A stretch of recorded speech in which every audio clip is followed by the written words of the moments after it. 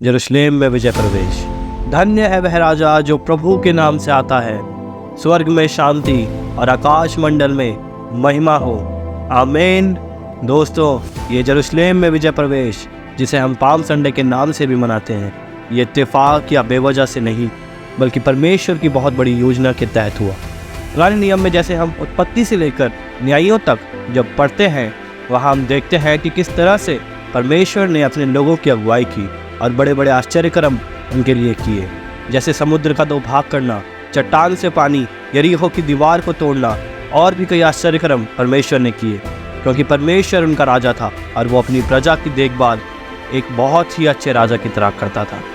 लेकिन पहला शमूएल उसके 8वें अध्याय उसके 4 और 5 आयत में जो इजराइलियों ने मांग की, सुन, तू तो अब बूढ़ा हो गया और तेरे पुत्र तेरी राह पर नहीं चलते। अब हम पर न्याय करने के लिए सब जातियों की रीति के अनुसार हमारे लिए हमारे ऊपर राजा नियुक्त कर दे, जिससे हम भी और सब जातियों के समान हो जाएं और हमारा राजा हम पर न्याय करे और हमारे आगे आगे चलकर हमारी ओर से युद्ध करे। इस मांग ने सब कुछ बदल दिया। इजराइलियों ने मांगा अपने ऊपर न्याय करने के लिए एक राजा जो कि उन्हीं के बीच का होता। ये बात शमूएल को भी बुरी लगी और परमेश्वर ने कुछ इस प्रकार से कहा, वे लोग जो कुछ तुझसे कहें उसे मान ले, क्योंकि उन्होंने तुझको नहीं परंतु मुझी को निकम्मा जाना है कि मैं उनका राजा ना रहूं। उन इजराइलियों को मनुष्य राजा का गुलाम होना ठीक लगा, बजाय इसके कि वो परमेश्वर के पीछे चलें और आज़ादी से रहें, क्योंकि वो अन्य जातियों के समान होना चाहते थे। उन्होंने राजा मांगा और प्रभु ने राजा उन्हें दिया, लेकिन परमेश्वर ही उनका राजा बना रहना चाहता था। परमेश्वर उनके साथ था और इसी तरह से चलते चलते कई राजाओं ने इजराइल और यहूदा पर राज किया। और फिर कई सालों बाद परमेश्वर का वचन जकरिया नबी के पास कुछ इस प्रकार से पहुंचा, हे सिय्योन बहुत ही मग्न हो, हे यरूशलेम जय जयकार कर, क्योंकि तेरा राजा तेरे पास आएगा। वह धर्मी और उद्धार पाया हुआ है, वह दीन है और गधे पर और गधी के बच्चे पर चढ़ा हुआ आएगा। और जैसा हम मत्ती 21, मरकुस 11, लूका 19 और यूहन्ना 12 में देखते हैं कि एक बार फिर परमेश्वर ने इजराइलियों पर दया की और वो खुद इजराइलियों का राजा बना।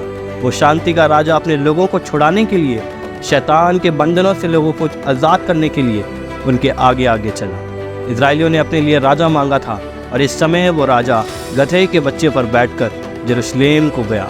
भले ही वो दुनियावी सिंहासन पर ना बैठा हो, भले ही उसने तलवारों और घोड़ों से अपनी सेना ना बनवाई हो, लेकिन इस पूरी दुनिया का राजा वही है।